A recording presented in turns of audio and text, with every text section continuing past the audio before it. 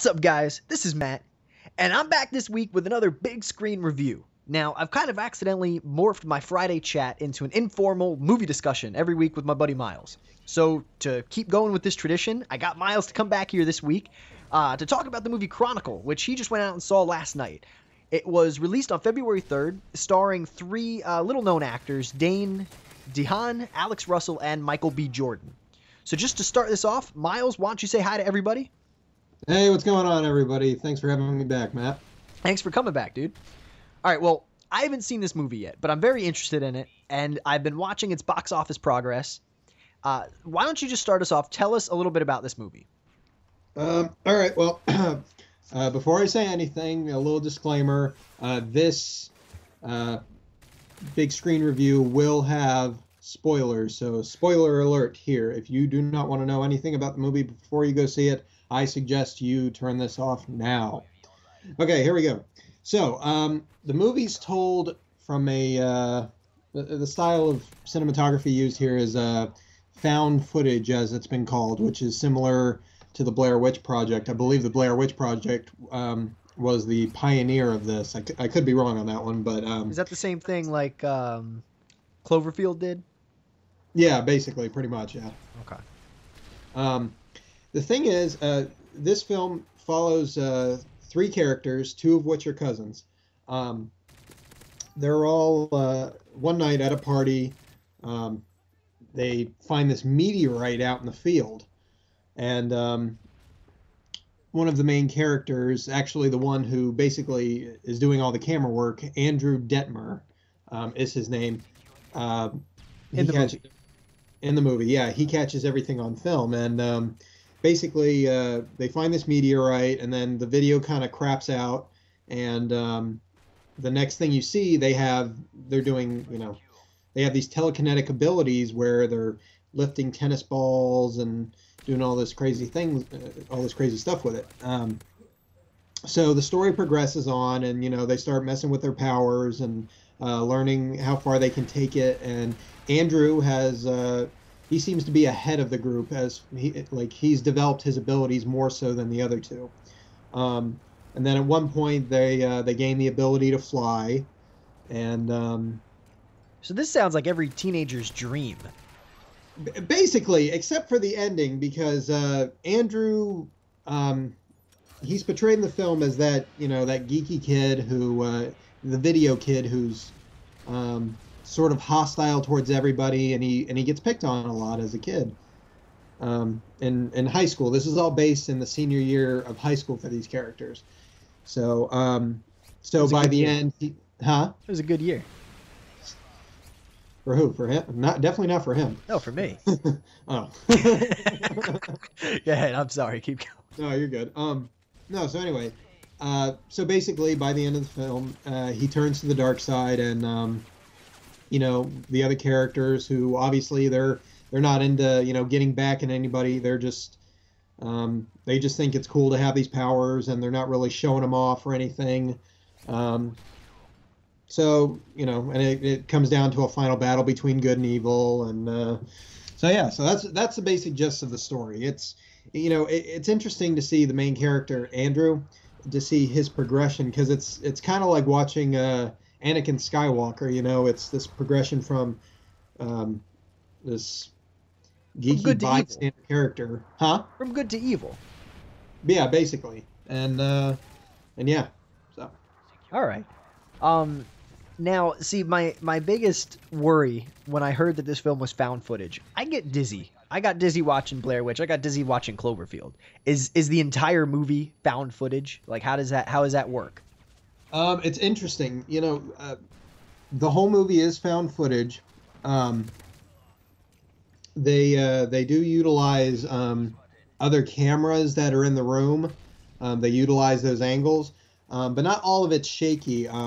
Especially at one point in the film, Andrew develops. He's so advanced in his abilities that he can manage to control the camera, like levitate the camera and control what it's shooting while doing. Damn, who needs a tripod when you got telekinetic powers? Exactly. So yeah, Funny enough, I did go see this movie with a friend of mine, and she mentioned, at the beginning, she was getting pretty dizzy, but it leveled out all the way, it leveled out towards the end. So for any of you viewers out there planning to go see it, do expect yourself to get a little dizzy, but it levels out. It's not going to bother you the whole time. So. All right. Now, by the time I put this video up, I think the movie Chronicle will have been out for 2 weeks, 3 weeks. It came out on the 3rd. Yeah, by the time this goes up, it's going to be out for a good 3 weekends. Would you still go see it at that point, or would you suggest to just wait till it comes out to DVD? Do you think it's still going to be going strong in the box office at that point in time? I think it'll still be going strong. I mean, to be perfectly honest, I would pay to see this movie probably a second and third time. It was, it was a change. It was a refreshing change. It took, this modern style of filmmaking, which is, this found footage thing. It's like the novelty nowadays. A lot of movies are using it. And, even if they're not using, the found footage concept, they're still using that, shaky type of cinematography style. And, it's interesting. In Italian class, we're talking about Italian neo-realism right now, and it's basically how the Italians were shooting, basically trying to shoot reality and using like non-professional actors and all these sort of things. But with American neo-realism, as I'm calling it, it's like it's this new novelty thing that the artist capturing the moment and capturing the story, is you as the individual, which all of us have. We have webcams, iPhones. I mean, everybody's turned into a pseudo filmmaker these days because they have the ability. It's more consumer friendly. That's what we're doing right here on YouTube. Basically. All right. One other real quick thing I wanted to at least get your opinion on before we wrap this up. I read in the paper on February 3rd when the movie came out, they had a review, and the paper tried to compare this movie to The Woman in Black, which also came out on the 3rd. And it was, I guess, comparing it in the sense of they're both horror movies. Now, watching the trailers and after what you just said, it doesn't sound like a horror movie. Is there anything that might scare some people? Maybe this movie isn't for everybody? Well, it's it's not a scary movie in the sense of how Texas Chainsaw is scary or Pop Out scares. It's more of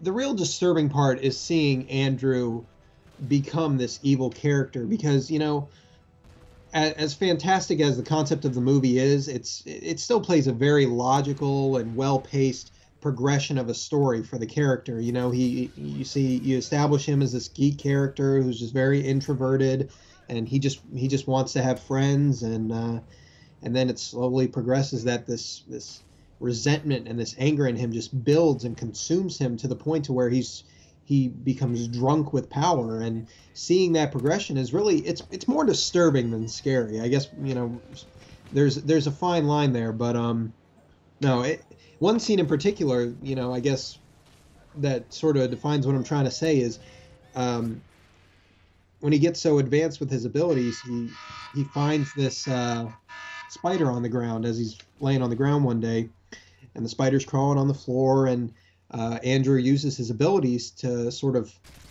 hold the spider back with like these invisible ropes. So like the spider's trying to move, but Andrew's not letting him. And then at one point he lifts him into the air and, spins him around a little bit.